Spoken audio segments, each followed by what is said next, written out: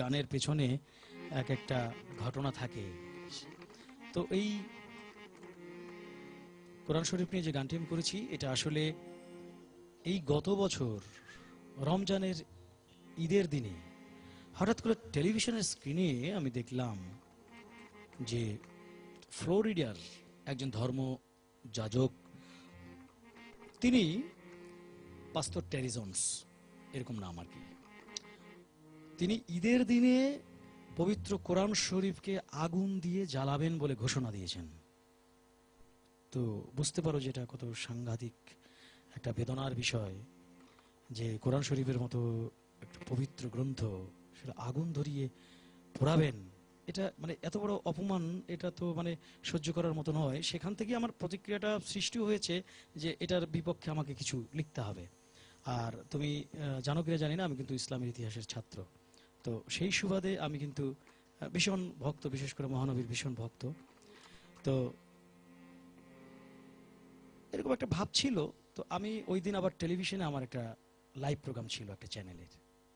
তো হঠাৎ করে একজন ভক্ত আমাকে বললেন যে আপনি তো একজন প্রগতিশীল মানুষ এবং অসাম্প্রদায়িক শিল্পী, তো আপনার কি প্রতিক্রিয়া এই ঘটনা যে কোরআন শরীফ আগুন দিয়ে পোড়াতে চায় ফ্লোরিডার একজন ধর্মযাজক, সারাদিনই আপনারা টেলিভিশনে দেখেছেন, তো দাদা এই সম্পর্কে যদি আমাদের আপনি আপনার কিছু বক্তব্য আমাদের বলতেন। তো আমাদের ওই সময় বোধহয় নাসির, ওই সময় 1 ঘন্টা ব্রেক ছিল না, 1 ঘন্টা ব্রেক ছিল। ওই ব্রেকের মধ্যেই মূলত আমি গানটা লিখলাম এবং সেই গানটি আমি তখনই পরিবেশন করলাম এবং সেটা আমার ভীষণ ভীষণ ভালো লেগেছে যে আমি মানে অন্যায়ের একটা প্রতিবাদ করতে পেরেছি অ্যাটলিস্ট। তো সেই গানটা আমি একটু শোনাই।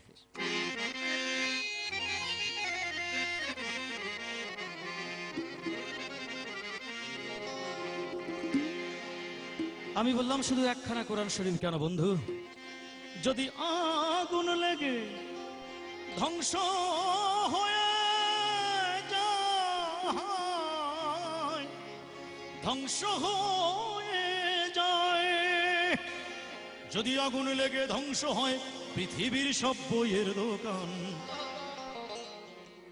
তবু বিশ্ব থেকে হারাবে না পবিত্র কোরআন।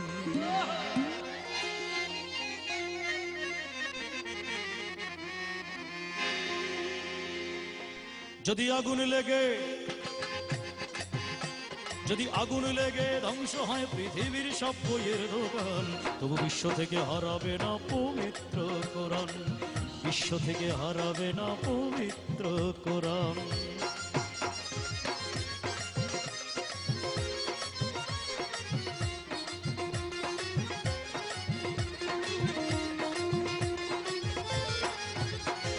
করবে কেমন করে কোরআন ধ্বংস আগুনের তেজ, করবে কেমন করে কোরআন ধ্বংস আগুনের তেজ, আজ বিশ্ব ভরা লক্ষ লক্ষ কোরআন হাফেজ।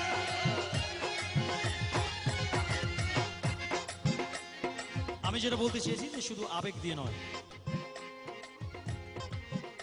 ইসলাম ধর্মে কোরআন শরীফকে মুখস্থ রাখার নিয়ম রয়েছে। তো এই কোরআন শরীফকে যারা মুখস্থ রাখতে পারে তাদের বলা হয় কোরআনে হাফেজ। একজন কোরআনে হাফেজ মানে হচ্ছে এক একটা চলন্ত কোরআন শরীফ। সুতরাং পৃথিবীর সমস্ত বই যদি ধ্বংস হয়ে যায়, পুড়ে ছাই হয়ে যায়, যতদিন পর্যন্ত একজন কোরআনে হাফেজ বেঁচে থাকবেন পৃথিবীর বুকে, ততদিন পর্যন্ত কোরআন শরীফের মৃত্যু নেই। আর আমি সেই লজিকটাই আমার গানের মধ্যে দিয়েছি। করবে কেমন করে কোরআন ধ্বংস আগুনের তেজ, আছে বিশ্ব ভরা অগণিত কোরআনে হাফেজ। তারা আবার ছাপায়ে আসমানি গ্রন্থ, তারা ছাপায়ে আসমানি গ্রন্থ, বাঁচাবে ইসলামের মান,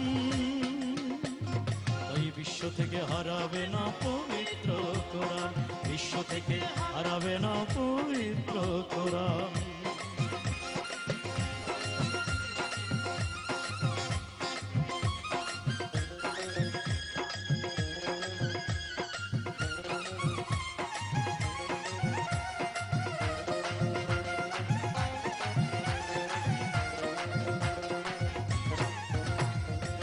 কোরআন শরীফের বিরুদ্ধে এর আগেও অনেক ষড়যন্ত্র হয়েছে।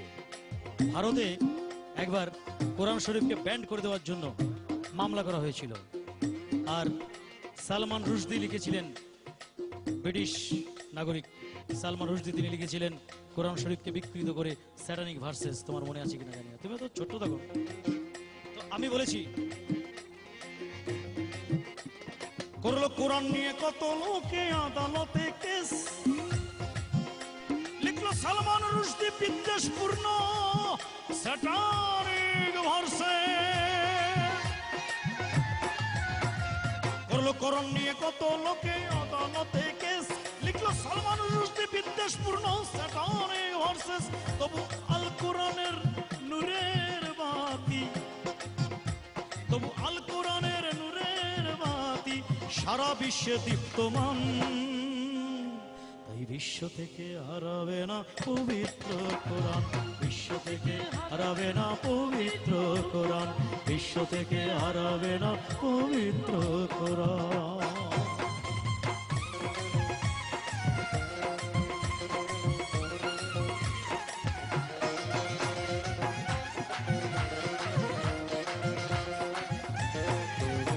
দেখো পাকিস্তানের জিয়া মরলো দুর্ঘটনায় ভাই, তার বিমান পুড়ে ছাই হয়েছে, কোরআন পড়ে নাই। পাকিস্তানের সামরিক শাসক জিয়াউল হকের মৃত্যু হয়েছিল বিমান দুর্ঘটনায়। জানো সবচেয়ে আশ্চর্যের বিষয় কি জানো, আমরা পত্রিকায় পড়েছি, সে পেপার কাটিং এখন আমার কাছে রয়েছে, যে বিমান পুড়ে ছাই হয়েছে, সবকিছু পুড়ে ছাই হয়ে গেছে, শুধুমাত্র তার সঙ্গে যে ছোট্ট কোরআন শরীফ ছিল, সেই কোরআন শরীফের গায়ে কোনো আগুনের স্পর্শ লাগেনি, যেমন ছিল